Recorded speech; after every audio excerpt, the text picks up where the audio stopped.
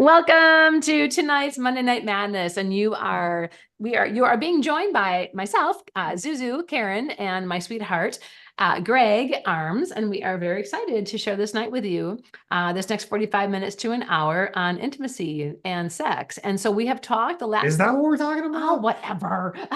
Yes, dear. So 2 weeks ago, we talked about virility and women's reproductive health, and we covered a lot of ground there. So if you're looking to improve your own reproductive health, we did cover a lot about cycles, the entire system, all the hormones created, so that you can find on our blog on holistichealtheducators.com.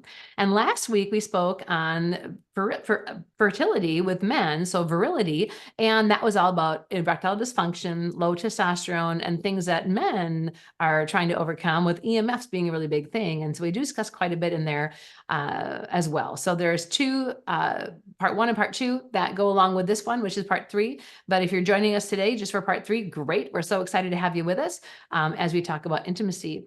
And I'm just honored because I've never presented this with a man before. I'm so excited. So are you excited? Like between 1 and 10, how excited are you?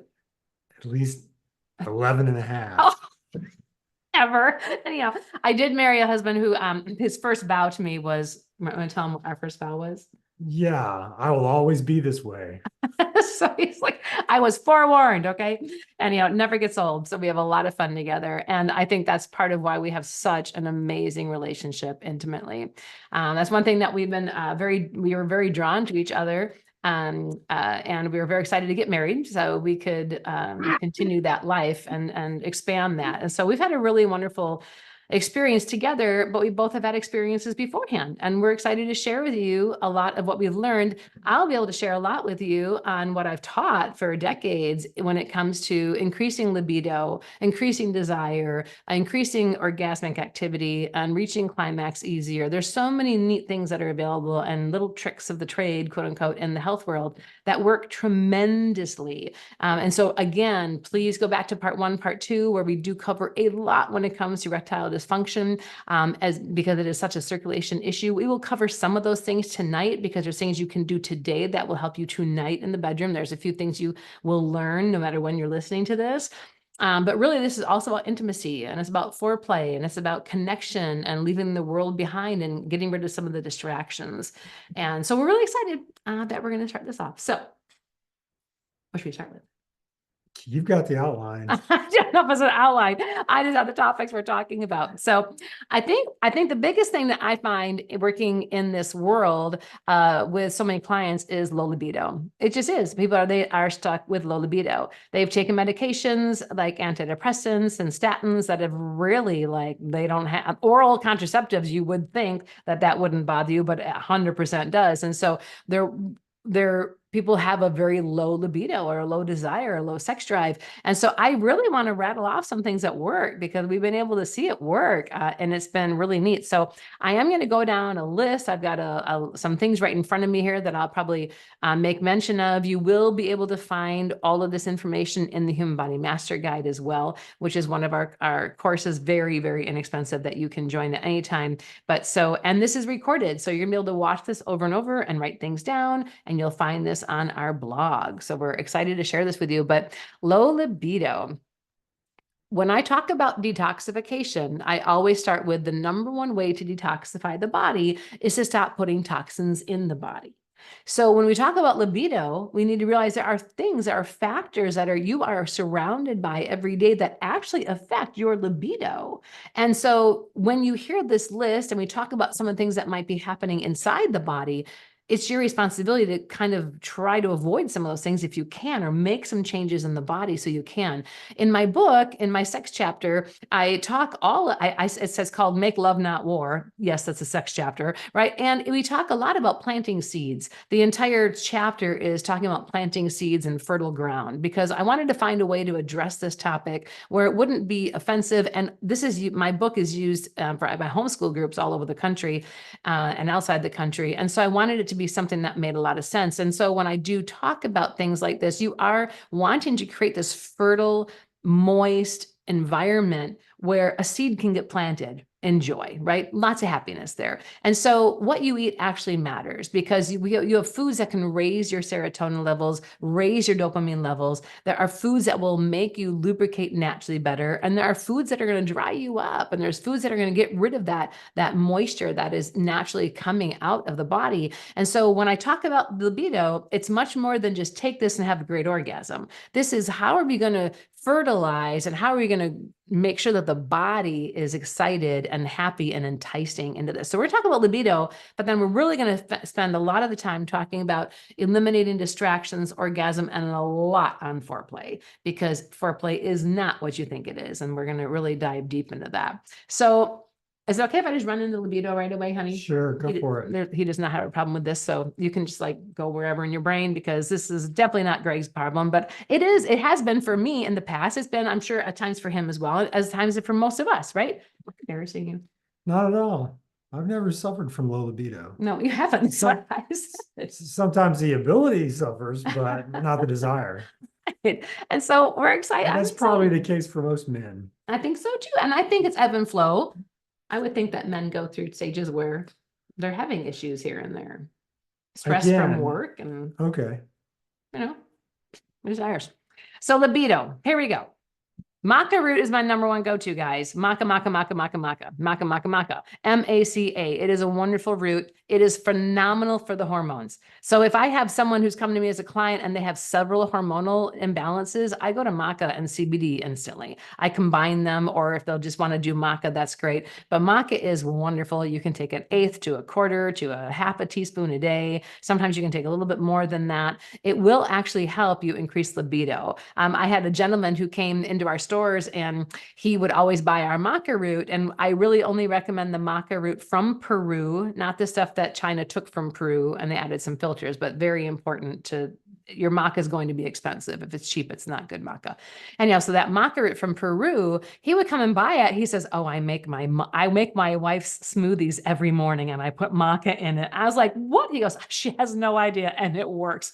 So it's really fun. So maca is just a great place to start. As I mentioned, cannabis is incredible. CBD, you all have endocannabinoids throughout your entire body. You're born with endocannabinoids. Your mother's milk has THC in it. So I know cannabis is like, oh my gosh, stay away from it. But CBD is non-psychotropic, phenomenal agent, and it can help boost libido and pleasure during sex. So, and I know a lot of people will talk about even using THC to just take their orgasms like off the chart. That's something I don't participate in, but that is something that you can be aware of as well. And then I'm going to go through the list kind of quickly. I'll talk about why we want these things, and then we'll kind of get into the rest of it. But minerals, so minerals are the sparks of life. So if there is a mineral deficiency in the body, let's say magnesium, then you're going to have constipation, you'll have AFib, all these different symptoms are going to happen because you are low in magnesium. Just like if you're low in potassium, if you're low in selenium, right? If you're low in calcium, there's all these different symptoms of the body. So making sure that minerals are in the body, and you can literally just get good mineral drops, start taking them every single morning, put them in your water when you're drinking your water. So really diversifying the mineral content of the body by having salads and using salt in your water, whatever you need to do to boost the minerals. But remember, minerals are the sparks of life. And interesting enough, I'm going to mention some potassium-rich foods because potassium is a mineral that will help spark your love life in your bedroom. So yes, that means avocados and that means bananas, right? So potassium does play a role in increasing libido. So goji berries have been used for centuries as a gift and as a cultural gift to a family, to a union of a marriage. So when a man and a woman get married, often they'll be given goji berry plants depending on where they live in the world, because goji berries are just a sign of matrimony and are wonderful for increasing libido. Watermelon rind, I know I sent that out in the newsletter today that came out, but we talk about watermelon because watermelon rind actually can help increase that, obviously. And figs and nuts. A big thing is circulation. So anything that will help the body circulate. So cayenne, red pepper, some of your yarrow. You can do, even some ginseng, but circulation plays a big role, not just for a man, because if you think of erectile dysfunction, it can often be happening because there's a circulatory issue. 80% of all erectile dysfunction is vascular related. So it is very, very important to increase the circulation of the body. Exercise is a phenomenal way to do that. Taking cayenne, taking some good blood circulation thinners. Quite frankly, guys, a lot of what you're buying when it comes to ED stuff is just there to help circulate the body. And you can, if you go back to the ED, the part 2 of this series, we talk a lot about that. There's something called the P shot that you can use. There's acoustic wave therapy that you can use to help remove plaque in the penis and just increase circulations. There's a lot there. So when you're looking at what to use, astragalus, all these different, libido boosting, circulation boosting herbs and foods, it's not just for the men, it's also for women, because you have a lot of blood flow down there and you want to increase the blood flow so that you can experience an orgasm. If there was no blood flow, it's going to be much harder for you to experience that. So sometimes women can even use hot compresses beforehand just to stimulate the heat and make sure the room is warm and not cold, right? There's just warmth and circulation is important. Are you going to comment on that? No, it's just that what men and women consider a warm room is markedly different. So guys, I guess you better bring along some ice packs that compete with their warm room, because it's not going to be comfortable for you. Now, wait a minute. Now, No, 72 is good. Let's just settle on 72. How's that sound? Probably No. not. Well, you get the end. Okay, I have to start bringing ice packs up for you or something. What I gotta do? So far, so good. So and on the same thing with circulation. So you don't want to eat foods that are going to cause bad circulation, right? You want to avoid foods that are going to clog up your arteries. So you want to eat clean meat, eat clean foods. I do strongly suggest avoiding dairy for Pete's sake. Anyhow, so there are, and just because you want to keep the circulation moving. So exercise is a great way to keep your body circulating and the blood circulating. Anything you want to add to that part of it? I know that was more like libido and no, that's carotid oriented. You got it all. There we go. You covered it. Well, why don't we talk about eliminating distractions and creating desire? How's that sound? Okay. Should I start? Sure, you start. So I have taught this class probably for the last 12 years on feng shui, and we talk about feng shui in the bedroom.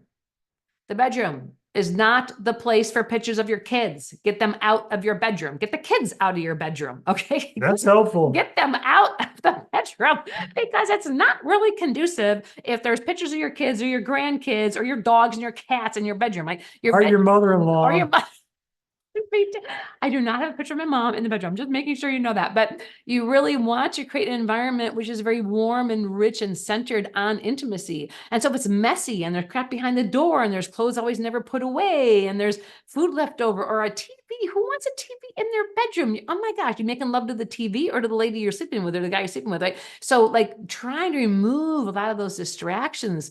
I love that you have this like stereo system in the bedroom. Ooh, Yeah. it turns me on. Okay. All that nice music. Okay.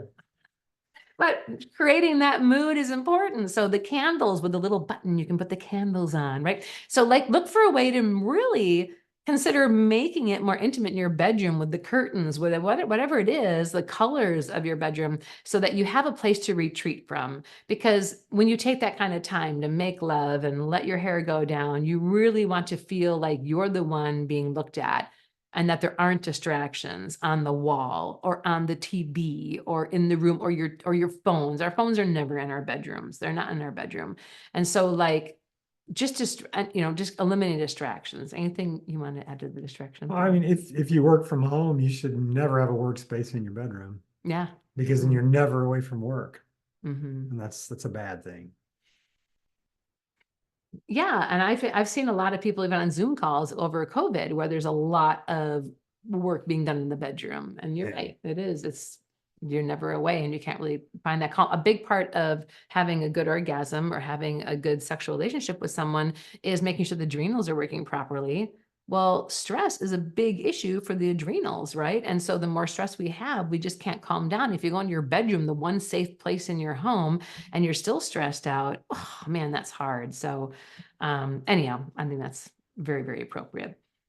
So creating a safe place for all you and your partner, so you can just really, that doesn't mean you can't like go at it somewhere else in the house when you feel the desire. Like, go for it. I don't care. I'm just saying, like, you want at least in a bedroom, make an area where it's going to be comfortable, right? So because anywhere in the house goes, but you want to make sure you have at least that safe space where you can just be with you. So there is a difference between spontaneous desire, which is how men pretty much live their whole life, and responsive desire. So spontaneous desire is like, oh, she looks great. Ready?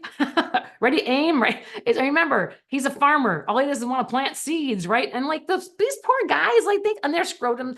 If you even knew how much a man had to deal with guys, women, these men are carrying around these sacks that like, their job is to plant seed from the time they're born. So like that sperm must be 96 degrees 0.5, like all the time, right? Or the seed will die. And so like this poor guy's just playing volleyball or playing some sport or watching a movie or going ice fishing. And constantly those seeds are being drawn up to the body or dropped away from the body or drawn up to the body. Or like and so when they're just ready to plant seeds and we get all like bothered about that. Oh, I can't believe you said that. Well, look at you. You look freaking gorgeous. So he probably thought that would be a nice place to plant the seed. So spontaneous desire is like, wow, you look fantastic. Or, oh, honey, I'm feeling it. Let's go. That's different than women. And women, we're more like, we're responsive, right? They stroke you hair, they bring you flowers, they turn on some sweet music. You're like, oh man. And we respond by thinking, oh, I'm feeling warm and fuzzy, sweetheart, right?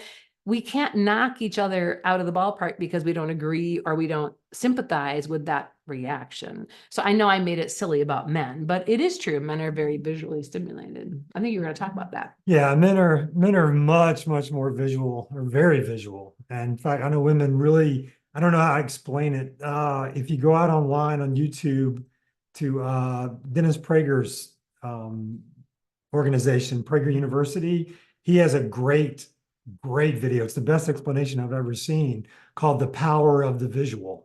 And so, ladies, I recommend you go watch it and see if you can understand a little better what men go through and what we live with. And guys, if your wife, your significant other has never seen it, you need to show it to her to give her an idea of exactly what we deal with every single day of our life. Pretty much from the time we hit puberty on, we are dealing with visual stimulation. And you can tell that men are more visually stimulated because the pornography industry is geared toward men. Right. At least 90% of the users of pornography are men. So men are very visual. I want you to talk about that for a minute because, so by the way, one of our staff members, please pop on, find that link and please put it in the chat. Okay. Anne, Denise, Amy, if one of you can be doing that, let us know.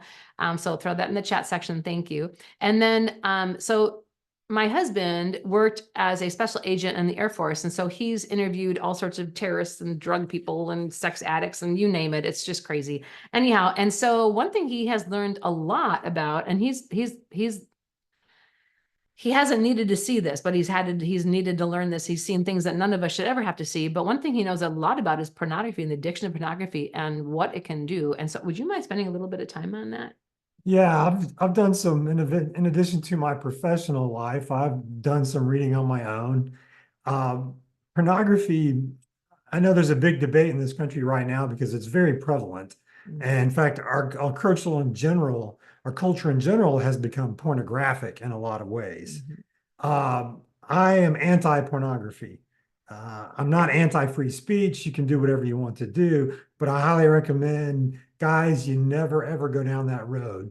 It is very, very addictive, and pornography literally rewires a man's brain, and it teaches your body to react to the visual stimulus and not physical stimulus, and it will destroy your actual live in-person sex life. And the younger a man gets started on pornography, the worse it is, the harder it is to rewire your brain. They say it can take up to 6 months or more away from pornography for a young man's brain. If he began pornography when he was in puberty and to continue to use it. It can take 6 months or more for his brain to rewire and go back to normal. An older man, say a man in his 50s, who's just been involved in it for 2 or 3 years, a couple of months, it gets straightened out. But a man can get to the point where he is sexually aroused and physically aroused by the visual stimulus of the pornography, but not by having a live woman touch him. And that's not a place you ever want to be. Mhm. And pornography and pornography addiction will wreck your relationship, will wreck your marriage. It absolutely will. And I recommend men stay far, far away from it. I know it's a huge temptation. And I just went through, a divorce and a time living by myself and before I met Karen. And I managed to stay away from it. I honestly did. And I have had friends that I've talked to who have had addictions. And I had one friend that it did destroy his marriage. His wife just didn't understand, and he didn't seem to understand what the problem was.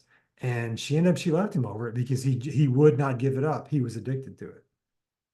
Well, and because men are visual, that's important for us to realize, ladies, and I don't know, it's been really, I work with a lot of women. Obviously, my client base is, probably 75, 80% women. And we as women, we don't realize how visual men can be stimulated by. And it doesn't mean you have to have all your skin showing by any means. A man can get turned by someone who's got all their clothes on. It's just how they look. It's how they carry themselves. It's something about them. And so it doesn't matter that, but what matters the most is, do we want to be visually stimulating to our husbands or to our spouses? And I think we need to realize that, like, I want to be pleasing for Greg to look at. I want to be beautiful. So he is stimulated by me and doesn't want to be stimulated by anybody else. That I'm not worried about, but it is something that I see families, and I've worked with a lot of families, and there are women who just let it go after their kids are born and they don't ever bring it back again. And then they wonder why maybe their husbands aren't attracted to them anymore,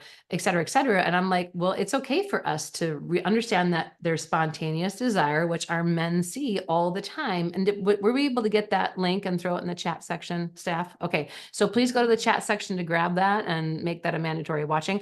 But then there's also responsive, which is what women are. And if he's not finding us desirable, we may not have anything to respond to, right? Because he may not want to do some of that foreplay we're going to talk about in a few minutes. So I just wanted to throw that out there because pornography is such a big thing right now.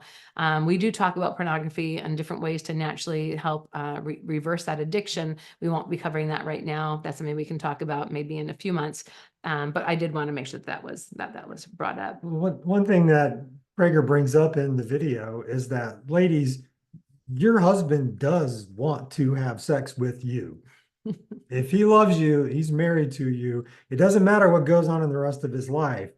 If he comes home and he has the desire, it's a desire for you. It may have been stimulated or awoken by something else, but put the swimsuit on or wear the favorite dress, whatever it is. One of the most interesting things that I think I ever encountered years ago, I saw a news story, and there was this, I believe he was a sociologist. He was doing a study on Playboy centerfolds throughout the years. It's a tough job if you can get it. Stop, whatever. He apparently had a grant to do this, but he found an interesting thing. The magazine started back in the 50s. And this, I believe, was in the 90s. So he had at least 40 years of centerfolds that he was looking at. And he said over the years, the centerfolds had gotten thinner. And we all anticipate that. What is considered beautiful has gotten slimmer from the 1950s to now. But he said there was one constant. And he said it was the waist to hip ratio of the centerfolds. And it was 7 to 10. So when they were heavier, when women were heavier in the 50s, there was still a 7 to 10 ratio between the waist and the hips. And it stayed the same up through the 90s. It was still 7 to 10 is what was considered attractive. So there is a visual for men that ratio of waist to hip. Men like to see a waist and they like to see hips. And I know that a lot of what you see now in Hollywood is these stick figure women. And some guys like that, but I assure you that most men still like a feminine shape, and a feminine shape is waist and hips. And there's a YouTube channel I started watching while I was single, and I kind of kept watching it just because it's fun. Talking about dating profiles. And the guy that runs that, his motto is fit, feminine, and friendly is what attracts men. And which is different than what attracts women. Exactly. Women look Yep, for yep, different yep. things in men than men look for in women. Mhm. And so in fit, And we're not talking feminine, about dating right and we're now. not talking about dating, we're talking about just in your relationship with your Mhm. significant other. Men like fit, feminine, friendly. Men are attracted to youth and beauty. However, my personal experience and talking with a lot of my friends and even my brothers in that is that when a man hits about 35 years of age, there's a little change in how we view women. When you're younger, you see an attractive woman, you start to pick out things that are wrong with her.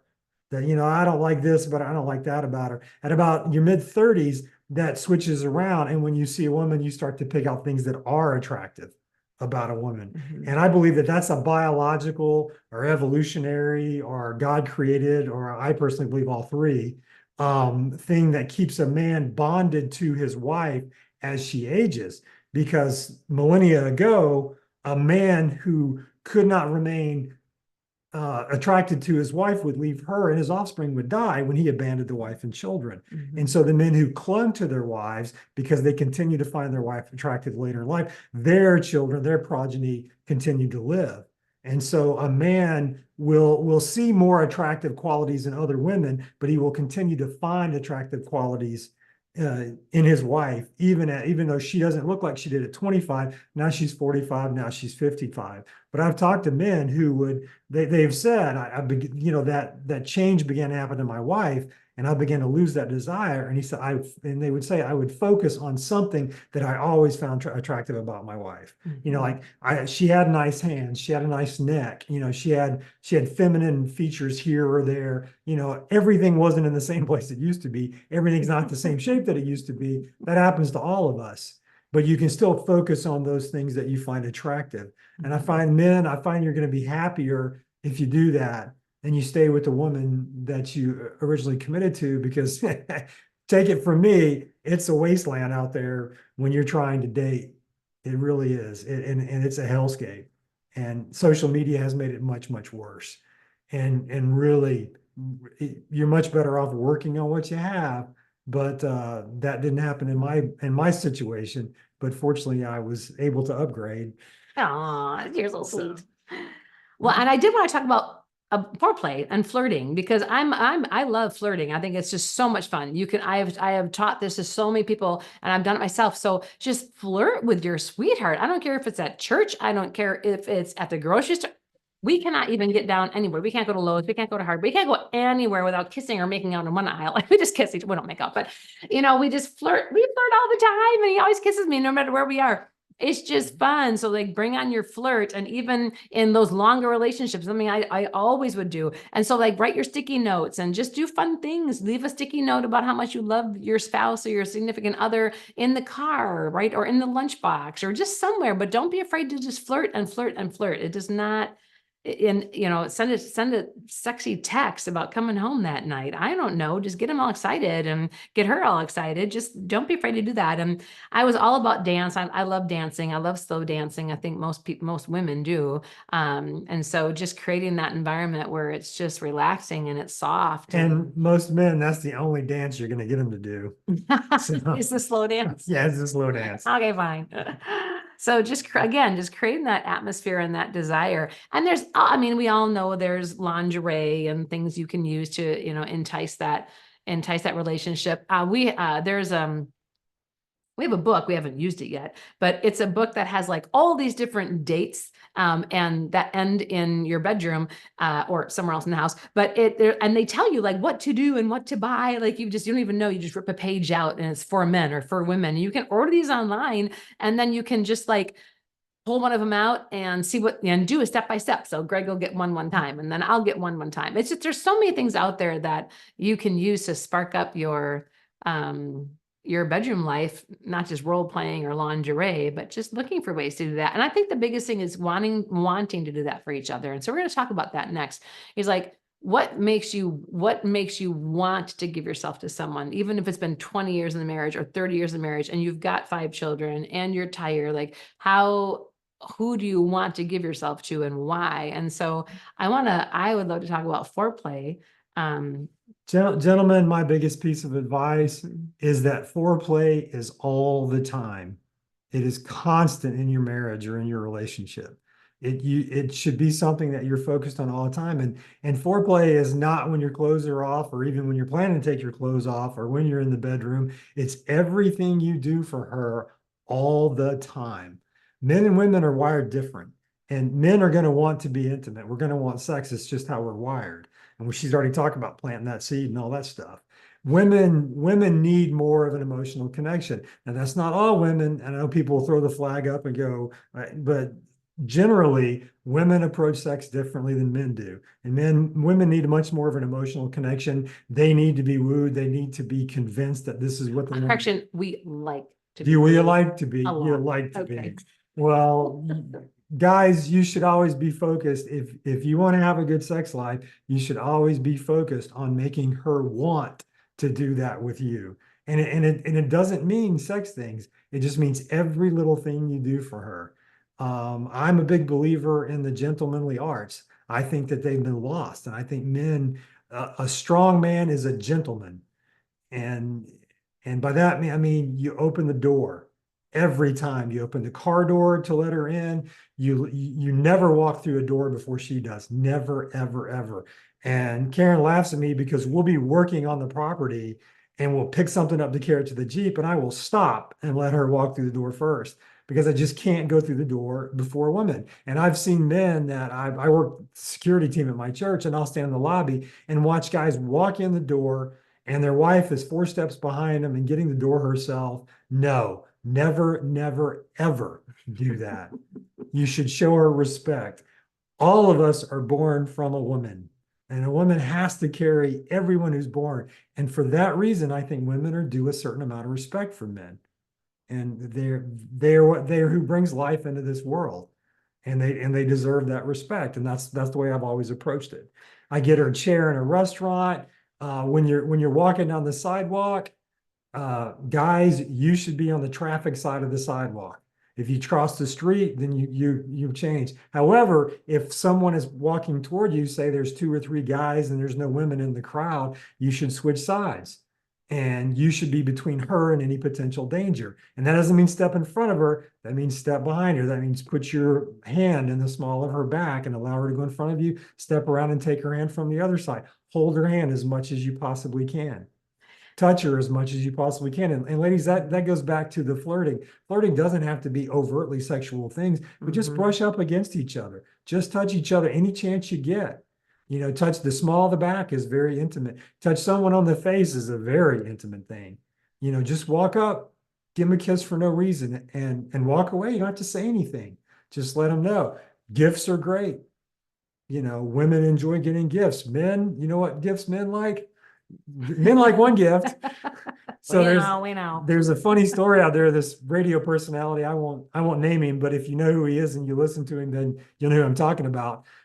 His wife is a doctor. He talks a lot about his wife being a doctor. And his wife was on the phone with one of her female doctor coworkers one time, and she was having a talk, and this other doctor, her husband was kind of a stay-at-home dad. He had a job, but he had to take care of the kids and that because she worked such long hours. And she was seeking advice on, you know, what should I do for my husband? He's really done a great job of this lately. It's been really hard on him. Do I get him flowers? Do I get him candy? Do I get him a card or whatever? And this guy, he looks at his wife, he goes, mute the phone. And she muted the phone. He goes, tell her to go home and have sex with her husband. And his wife was like, what? He goes, no, tell her to go home. But she's like, yeah, but he wants to do something special. He goes, no, that is the most special thing you can do. Tell her to go home and have sex with her husband. And that was all that and sure enough, they got feedback from that. Her husband was thrilled. Men don't need gifts. That's a great gift right there. And I know we're talking really traditional. So if you're not into that, you can leave anytime. We don't mean any offense by it, but I'm telling you, it is amazing. Like when we went on our first walk, we just took a walk together one time. We were up in his city where he was living, and we took a walk, and like I kept noticing he would move from the side to the other side when we crossed the road or something. And I was like, and I finally was like, oh my gosh, this guy's like doing that thing like in the old days. The guy would walk on the outside, and it made me feel really special. And so all these little things, and he growls if I go to get the door handle. I'm like, oh, keepers, he's growling. He's like, that's my job. And it just makes me feel special. It makes me feel protected. It makes me feel honored. It makes me feel like, oh, I literally have this partner who's always stepping forward with me. And man, any walls I had just tumble down because I want to be closer to this person. And I think Yeah, that's that was my plan all along. whatever. Anyhow, so it is just fun. So even though this might sound like what I will tell you, I wasn't used to some of those things. And so if you're a husband and a wife and you're like, well, I've never done that, just start tomorrow. Like literally lay it down and be like, hey, we're changing things up tomorrow. And just even if it's uncomfortable and it's awkward and you're going to figure out how to open the door and then go just start doing some of it, because it really does. Inertly, women love to be loved. We love to be protected. We like to be loved. And that just helps when it comes to foreplay. So foreplay is literally all day long. So by the time you do wake up in the morning, mornings is when men have the most testosterone. It's pumping. So if you're like, when do we have sex? Morning or night? Morning and night. Night is still great, but the mornings there's a lot of activity in the morning. The adrenals have just been reunited or reignited. There's just a lot of fuel in the morning. So any time is fine, but that is theoretically when there's a lot more testosterone pumping. Let me give you a little tip, ladies. Be nice to all of I us know here. the clothes and the hair and the makeup, most of the time you're doing that for yourself and for other women, because once a man is in love with you and wants you, those things don't really have as a big an impact. Now he's taking you out in public. There are times when he's like, oh, look, she's really made up and all, but on a day-to-day basis, those are for you and the other women that you run into, because the man wants you anyway. And women worry about how they look and what their hair looks like. And I can tell you right now, I've talked to a lot of men from a male perspective. A woman in the morning with no makeup, with her hair messed up, wearing a man's shirt, it don't get any better than that. Sorry, you can put on all the makeup, do whatever you want to, but a wife wearing her husband's shirt in the morning, the bare legs are showing, the hair is all messed up, and they don't get any better than that. Sorry. Yes, I wear his shirts. Victoria's Secret is she's telling you a lot of stuff you don't need. That's her secret. If you just wear your husband's shirt around the house, I assure you, you will get his attention. That's so fun. So I want to talk about orgasms a little bit because that's important. I know it can be a little awkward, but I don't want to make it awkward. It's just part of life. Before we move into that physical dear. thing, Yes. I need to make my controversial point. I said I was going to be controversial. I don't know what it is. I'm a little nervous now. Okay, Amy, get ready to stop the recording now. Okay, what is it here? Okay, we've talked about pornography, and pornography is a marriage killer. I believe that it is, and it's a relationship killer. It's a libido killer, and it is not good for a relationship for a man to be addicted to porn. Men are very physical, visual, and very sexual. Women tend to be much more emotional. That's why women crave romance. Men don't crave romance. They crave physical intimacy. Women crave romance. And so that's why the porn industry is targeted at men and the romance novel industry is targeted toward women. Okay, here's my controversial point. Ladies, if you are addicted to romance novels and read them all the time, you are doing as much harm to your relationship as he is when he views pornography. It is the female equivalent of a porn addiction. Because when a man is addicted to porn, the question is, what are you looking for? Something you're not getting at home? It goes the other way. If a woman is addicted to romance novels, is she looking for something she's not getting at home? And you say, yeah, but he's not providing that. That's when you need to have the conversation. Just like you want to have a conversation with him and go, look, what can I do so that you don't feel the need for that pornography? Okay, guys, you need to have the same conversation. What can I do so that you don't feel the need to read romance novels? Because it is feeding a need that a woman has the same way, and you're feeding it outside of that relationship. So, and that's from the first book of Greg, as I say when I'm teaching Sunday school. That's just something that I'm talking with people and observing and working in sex crimes and that sort of thing. That's something that I've noticed and a conclusion that I've come to. that it is the same sort of thing, but it's different because men and women are wired different. And so I recommend that you get away from, if you're addicted to romance novels, you get away from them because you're pouring emotional, you're getting emotions fed from those things that should be fed by your significant other. So get one of those books. Maybe one of the staff members can look for those. What are those called? Those books, like we have that one book that we haven't used yet that has like rip out the page and do something for someone. You can create your own romance novel in your I don't own remember the name. bedroom. But they're some kind of book. I don't know what they're called, but anyhow. So like, but that you create your own, right? Like just bring all the plants into your bedroom and pretend you're Adam and Eve and be romantic about it. Like there's so much you can do, women. You know, we're so creative. We're so much fun. Aren't we fun to hang out with? Like we can do so much to create such a magnificent time for our spouse that they're not going to want to look anywhere else. And we're going to be so excited because we get to get fulfilled, right? So we can have this obligation to each other that we enjoy. So the internet really is a great resource. And I know it's a horrible place, social media, pornography and all that, but there's also a lot out there you can learn. You can go to YouTube. I know when my ex-wife, we split up, I went out and I spent time on the channel. What should men over 50 wear? What's appropriate? And I looked at fashion tips like that. I have done research, and men, you can do this. Get out on there and learn about female anatomy. Literally learn what it is you can do, not just in the foreplay, but in the actual event. Learn what it is that you can do for her. What is going to stimulate her? Learn about how to do these things. There's nothing wrong with that. There's nothing wrong with improving your skills. There's really not. And knowledge is a great place to start. And you can learn what women respond to and what they don't respond to, either physically or emotionally or whatever. Ladies too, there's plenty of places out there, and you've got a great resource here to teach you how to eat and how to get healthy and all that. But look up what kind of hair looks best for me, what kind of clothes look best on me. What is it that men want to see? What visually stimulates men, which actually is a lot, is the answer to that. But the internet really is a great resource. You can learn about the opposite sex, and you go, why should I have to do all that? Doesn't he love me? Doesn't she love me? Anything good in our life, we have to work for. Absolutely. And if you play a sport, you spend a lot of time in practice. And guys, here's a sports analogy. Most of the women are going, another sports analogy. But guys, if you've played sports, you've run suicide drills. They're horrible. And they're terrible. Everybody hates them. And if you don't know what they are, look them up. Suicides are terrible. But when you're competing and your opponent has run out of gas and you have it because you've been doing the work, then that's a great thing to do.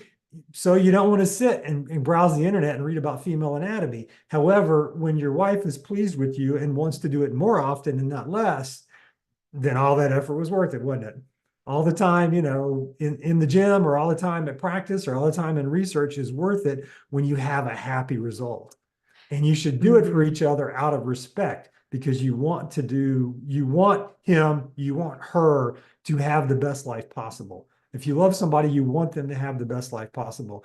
And intimacy is part of life, and you should want your significant other to have the best version of you and the best version of themselves that they can have. And there are safe places to go. You don't have to get caught up in pornography, bad videos. I'm not talking about pornography. Or even in some of the books that are a little too graphic, there are very safe places to go. And there's religious people out there who have written books on sexual anatomy that are very easy to read. My book is very easy to read, but it just has the pictures. I don't go into I do. I talk about G-spots and orgasms, but it's very gently written so that the homeschool families, they can remove it or use it when it's appropriate. But I think it's important we talk about orgasms. And, we've been very open with you. We're very open people. And orgasms are something that a lot of people struggle with. They struggle with not having enough of them, or they struggle in achieving one. They don't know if they've really had one. There's a lot of variances there. And so men, you need to be really, please, men and women both, just be sensitive to that, because you might be marrying someone who's come out of abuse, and they may have never experienced an orgasm before. And that has happened, right? I was actually married for 11 years and did not know a woman could orgasm. I know that sounds really really terrible, but I had no idea. I never felt anything ever. And I had had 5 children, but it was an abusive relationship. I did not know I'd have any feeling ever until I was kissing my next husband before we were married, and I felt something and I was scared to death.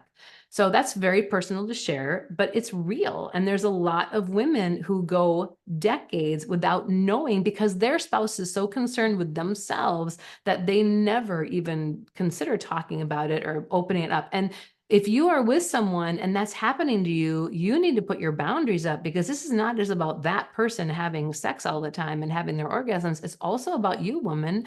And so women, there's a lot of books coming out on this too, because some men, it's all about them, or some cultures, it's only about the men, and that's not always true. And so making sure that your spouse is experiencing orgasm is extremely important to share. And I hope it's okay that I shared that with you. I didn't know if I would or not, but it just kind of came out. So we can delete that part if we need to, Amy, but it's just how it is. So anyhow, and I can happily tell you that it's just it was very hard. So for my marriages, it was very hard to ever have those feelings. And I've had more since we were married than my entire life combined. Like, it's just been amazing, because that's one thing that Greg is very driven to, is to make sure that I am feeling things in my body. And how has that bonded me to him? Oh gosh, oh my gosh, however, how could it not? This is it's so special to me and so sacred and intimate, because these are things that I've not been able to experience with anybody else before. So it's a big bond between us. And that's, if you haven't had that with your spouse or your significant other,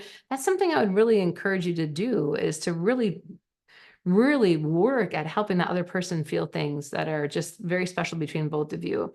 I do want to reemphasize that testosterone is not just made in men, it's made in women. And oftentimes women don't have enough testosterone and they cannot orgasm because of it. So women, again, you can go back to the first presentation we gave in the 3-part series and learn more about that. One thing that will pump up testosterone in both men and women is exercising. So if you're like getting ready for a great night and you've got your little book, or you've got whatever planned, right? And all your plants are moved to play Tarzan and Jane, whatever, like, go exercise, like, get some exercise, get the blood moving, put some cayenne in your water, do whatever you like. And it doesn't taste bad. You're very used to that, but like, look to move the body and move the blood so that there is more blood circulating before you have intimacy. That's important. There are things you can do, like saffron tea, right? Saffron's been used for thousands of years to help stimulate activity and sexual arousal. And so just making a tea and putting a couple flakes of saffron in there, just the aroma itself, right? And we all know dark chocolate, right? Dark chocolate can be very satisfying. Don't get milk chocolate. Please don't get milk chocolate. It's so horrible for you. But anyhow, the first 2 days after a woman's cycle, there's more testosterone pumping than the rest of the entire cycle. So you might have some quite exciting orgasms those first 2 days after a cycle is done. So when your cycle first starts, right, after you've menstruated, that can be a very pleasurable time for women as well. As I mentioned earlier, the mornings are the highest testosterone for men, but that doesn't mean you can't enjoy that all the time, but that is important. And one thing that I definitely started doing was, and I started doing this years ago, just because us women, you have a bunch of babies. I had a bunch of babies, right? And so the pelvic floor gets weak. And so I started doing Kegel exercises many, many years ago. And I'm really glad that I have, right? It's been very helpful, because you're able to squeeze your sweetheart a little bit easier, right? And so those Kegel exercises not only strengthen it so you're not urinating when you're jumping on the trampoline, but it also makes it pleasurable for your sweetheart when you're with your sweetheart. Another thing is, like, don't focus on the orgasm. Don't make that the thing that needs to happen. Just really enjoy the entire time that you're together. I think I know, working with a lot of female clients, when they're focused on the orgasm and it doesn't happen, there's such a letdown, and there's such and for her and for her husband or the spouse, right? And so I would just encourage you not to focus on that. When it happens, it's amazing. When it doesn't, it doesn't.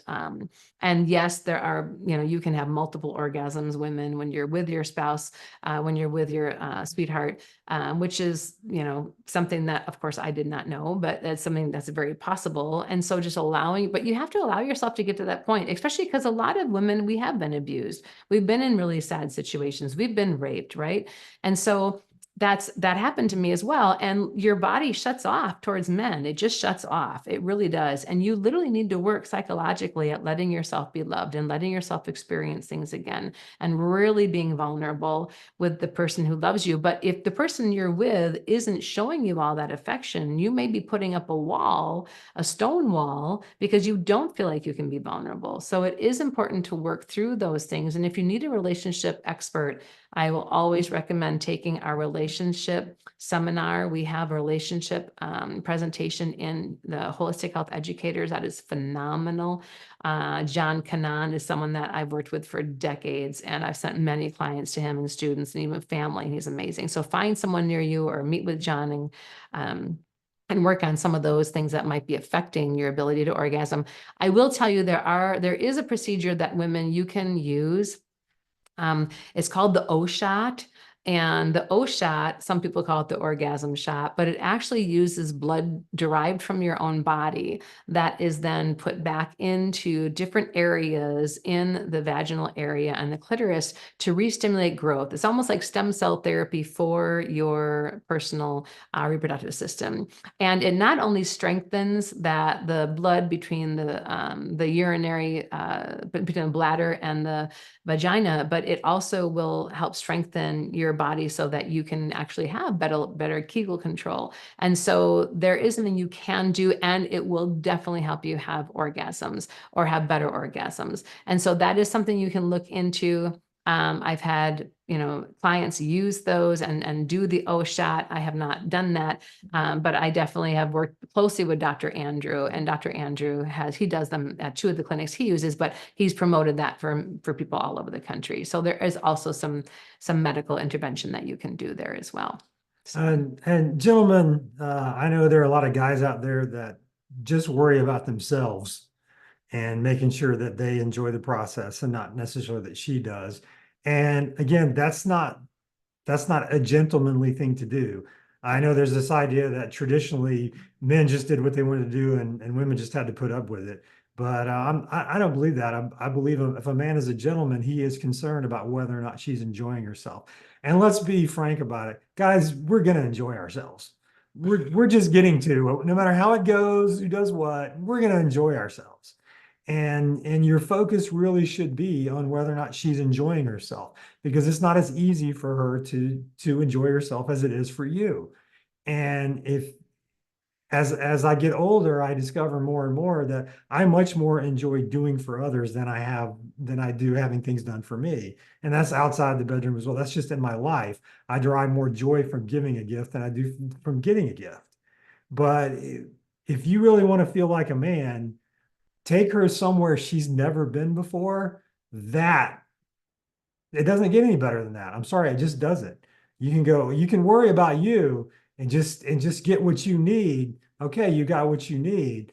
But being able to take a woman somewhere she's never been before, and the way that she looks at you after that, life don't get any better than that. I promise you.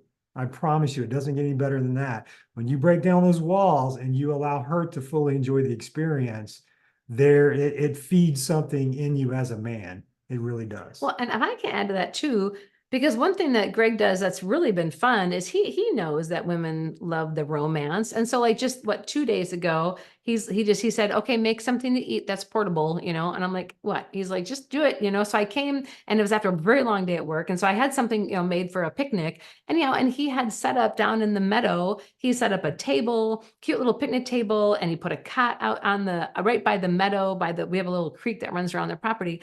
And right by there's a little waterfall, like 6 inches, but it's really loud. It's wonderful. And he put a pillow there and a blanket, and we had our food, and then we just cuddled on the cot for like, I don't know, half an hour. And then we came into the house and went into the sauna. Like it was so romantic, and it was so kind. And that's definitely not the first time he's done something like that. So knowing that women love all that romance and women love all that wee stuff, please don't be afraid to do that for the women in your life, because it's something that they would look forward to. And women, we know that men are visually stimulated, so it's okay to give them something to look at, once in a while. So I think it's just learning I love how you said that, honey, that being able to give what we also want to receive, we want to give so that they're feeling so important as well. It's not just about us and what we're taking. Again, I hope that this has been, I'm not looking at chats yet, but I hope that everyone's comfortable with how we're approaching this. We're very traditional, but that's just how we are. And I believe how many of us are wired. The majority of human beings are wired this way.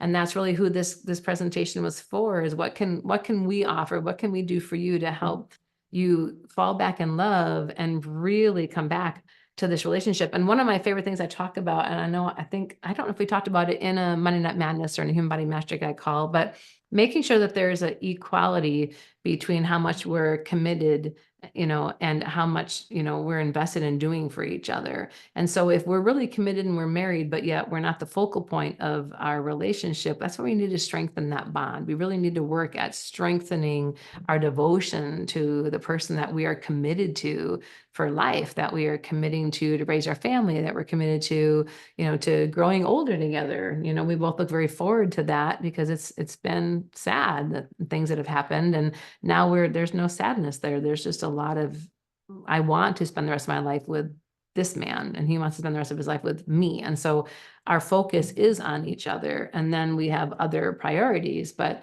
this is like that main core. If you still have kids at home, obviously that interferes with your ability to do a lot of things. Mm-hmm. And I'm a big Jordan Peterson fan. If you're not, that's fine too. But I like his view on life and on psychology and that. I'm not necessarily worried about the politics of that he's kind of been sucked into. But he makes a point about raising kids and having a marriage.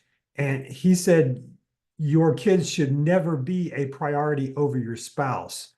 And that goes against what a lot of people teach right now. But he said that's not just for you and your spouse. Mm-hmm. He said that's also for those children, because you should live a life that makes those children want to grow up and look forward to being adults.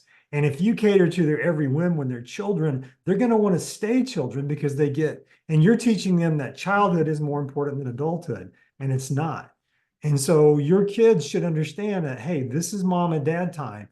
Or, hey, mom and dad are talking. You can't walk in the room and take over the room. We will talk to you when we get to you. Mm-hmm. And they should understand that being an adult is better and more important than being a child. So that way they want to be an adult and they don't want to stay a child, because you're doing a disservice to a child if you don't teach them it's good to grow up. And when he said that, I heard him say that, I thought that was a huge insight. Make them want to be adults. Show them that being an adult is a better thing than being a kid, because you're going to want them to be adults, and you do a disservice to them if you don't teach them that. That is so cool. I love that you said that. My parents, oh, they're just so cool, and they're so freaking in love. But they're in their late 70s. But all growing up, my brothers and I, we could not go into the sunroom at night. It was their time, and they made a snack for themselves that we couldn't have. And like every single night at 8 p.m., it was all about them, right? And we'd be like, oh, they're like, you can come and get us if the house is burning down or if someone dies. Like that was it. Like that was the rule, right? And they'd grab their little glass of wine. Mom would put on some cute little nightie. It was still decent, don't worry. And they would just go sit in that room, and that was it. And I was like, it made me want to do that. It made me want that so badly. And even in my marriage, I mean, not my marriage, but when I grew up and I was an older teenager and I'd knock on their door at night, I go to the bedroom and there's mom and dad sitting up in their bed with their glass of wine, and mom in this cute little, spaghetti strap nightgown, and dad with his shorts on. I was like, I just want that when I grow up and get old, because I wanted that kind of love. I wanted that kind of dedication to each other, because this is what matters most, right? This is the man I'm going to be with until one of us dies. This is who's going to be with me when my parents leave, this life. This is going to be with me when there's trauma or something that happens in our family. Like, I want to be there for him when these things happen. And so this has to become in all of us a big focal point. And I know all of us have fallen short in the past on some of that, but that doesn't mean that right now we can't make those changes to really put our lover, our spouse, as the number one priority. Well, obviously we have God, but to make that the biggest priority. So, well, that was fun. Yeah. Boy, we kind of covered a lot. We were really vulnerable there. Hope that was okay with everybody. But I've learned a lot. I've learned a lot in my life, and do I wish I would have had this, many, many years ago? Yeah, this would have been amazing. But what I can tell you is I have this now, and I've never been more fulfilled in my life. I've never and I'm almost glad I have it right now with Greg, because he's taught me so much, and he's helped me experience and feel things, like he's expressed that I've been in places I've never been physically, and that is such a bond. And I would encourage all of you to try to help your spouse get to those places, and don't regret and don't feel bad about anywhere you've been. Just start now. That's the biggest thing, is don't hold regret. If those of you who are my students, you know that I talk a lot about frequencies. And at the very end of the list of frequencies, high to low, one of the lowest frequencies you can ever emit is regret. Because that means you second guess yourself. You don't believe you were good enough before, and you can't do that. So this is not a time where we regret where we are, regret where we've been. This might be a time where we're like, and I'll tell you, when I started dating Greg, I started like getting rid of some of my clothes and get rid of a couple more clothes, and I'd shop for a couple more clothes. I wanted to look a little better. I wanted to look a little more spicy. I wanted, I have a very small wardrobe in the first place, so it's kind of devastating. Oh well, I hate shopping, but I'm getting better. And but I wanted to do that because it made me feel prettier, and it made me feel more desirable for him. And I wanted him to have that from me. He never asked for any of that. He never once said, you need to buy a new wardrobe. Like, he would never do that, because it's Greg and he's a gentleman, right? But I innately wanted that. So if this is a call where some of you go home and you're like, I'm going to go through my closet, I'm going to do this, or I'm going to do that, or I'm going to start that 10-step program Amy and Karen are always talking about, or I'm going to do that, or I want to do this. Like, whatever changes you desire to make, it's for the better. It's good. These are good things. It's always good to want to be better. It's incredibly a positive to want to be better, because the definition of what, is doing something the same way over and over and expecting a different result. If you do not make changes, you will not have any changes in your physical relationship with those that you're spending love time with. You won't. If you don't make any changes, you can expect to not have any changes. It's pretty simple. And so I wanted to make changes. Greg wanted to make changes, right? We've both come a long way. We wanted to make changes. We want to make changes for each other. And I've really enjoyed all the changes that have happened in my life. And I don't have regret for how I was or where I've been. I only have appreciation right now for what I have. And I am excited that you can too. Well, can I say one more thing? You may. It's a very big thing psychologically and in your relationship, that your better half or your other half is proud to be seen in public with you. And that goes for both. So guys, you have to be a man that she respects and that she wants people to know that that's her man. And that's probably, in my experience, one of the biggest things you can do to turn her on, basically, is to be someone that she's proud that other people know that that's her man. And that's a huge thing for women. Got me a little emotional there. So yeah, that was one. It was really sad what's happened, a couple things in my life. And I remember thinking, I'll just never change my name again. I'm just going to be a Zemer for the rest of my life. I'm never going to go through that heartache again. I can't ever do it. And when we dated and we were getting pretty serious, I was like, I just can't change my name. I just can't go back to that. I can't go back to that. And then all of a sudden I was like, but I want to be known to be his. Like, I really like him. And then the more we spent time together and the more attracted I was to him, I was like, I want to be his wife. I want to have his name. I want people to know that I'm his and that we are together. And it was very hard. That was a huge decision to make. You can know that it was up until the day we got our marriage license, because I was like, it's really hard, but I can see that, because I want to be with you, and I'm proud of being your wife. If you do things for her publicly that and she knows will make other women go, wow, I wish my husband did that for me. That's a big thing right there. That's a big thing too. Is that she gets to stand out because she has something special that other people do not. Yeah, Greg, he shared stories with me that he's done, of things he's done for his other wife. They were together for 30 years, and it was really fun. He made sure that the other women were like, what? woo, and it was cute. All the cute things you did for her. That was really, really sweet. And so I'm positive she felt that way. And women, the same thing. Men, they like to have a woman that loves them. So what better thing can we focus on today, tomorrow, than finding that one person that you want to spend your life with and giving yourself to that person wholly and then going down this road together. And it doesn't mean you have to agree on everything. It just does not mean you have to have the same opinions on everything. No. It doesn't. None of that Or the has to same taste happen. in music or the same Yeah. taste in movies. Right. Love and respect is a huge thing. Yeah. You have to have respect for each other outside of the love. Yeah. You have to respect who that person is.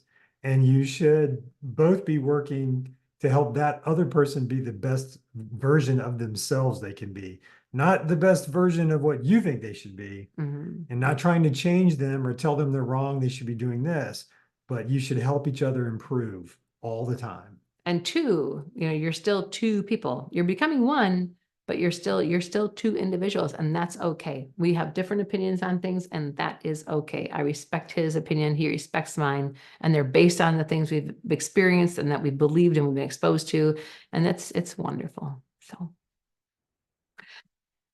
okay, Amy, how'd we do? That was awesome.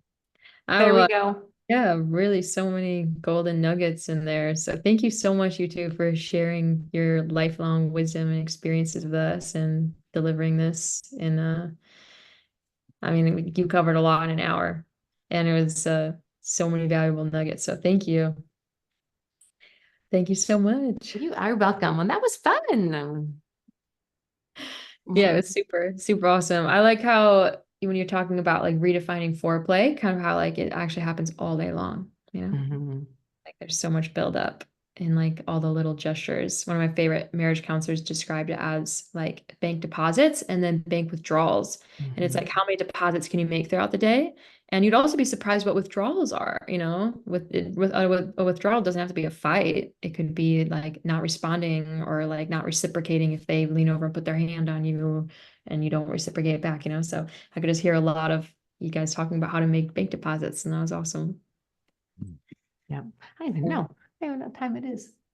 9:10. Okay, so we talked a little bit more than an hour. Sorry, everybody. Amazing. So thank you. Good. And if I can just add 20 seconds of a biology thing Please. about women, because you were mentioning how women and men, the difference between spontaneous desire and responsive desire. Just from the studies that they've done on women, it can actually take up to 20 minutes actually for her body to have that physiological response. So that's another reason why foreplay is so important, is because like a man actually can be activated like in a matter of like minutes or even seconds, whereas a woman, maybe 10 minutes, 20 minutes, even longer. So anyway, I just thought that was an interesting fact that they've done when they've studied women. So guys, don't be afraid to put in the effort. Exactly. I was like 20 minutes, like who, that's And like put in the effort. they're like, Not just a destination, it's a journey. yeah. Yeah. So great. Well, thank you so much. And this does conclude our 3-part series on fertility, virility, and sexuality, Yes. packed with so many nuggets. And we will see you next week on Monday Night Madness. Woohoo! We're excited.